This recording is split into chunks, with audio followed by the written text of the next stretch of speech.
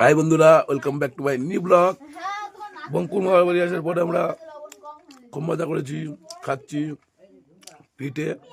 এটা হলো তেলের পিঠা। কারণ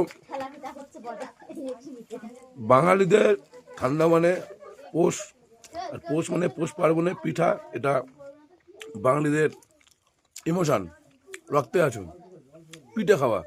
যেখানে যাবে বাঙালি, পশ্চিমবাংলা ছাড়া, ইন্ডিয়ার পশ্চিমবাংলা ছাড়া ইন্ডিয়ার বাইরে যেখানে বাঙালি থাকবে, পৌষ পার্বণে মানুষ পিঠে খাবে, সে বাঙালি পিঠে খাবে। আমার তো ফার্স্ট টাইম এবারে।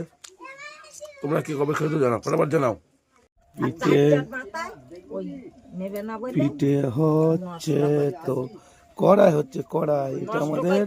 এটা আমাদের জিজুমা, এটা আমাদের জিজুমা, এটা আমাদের জিজুমা।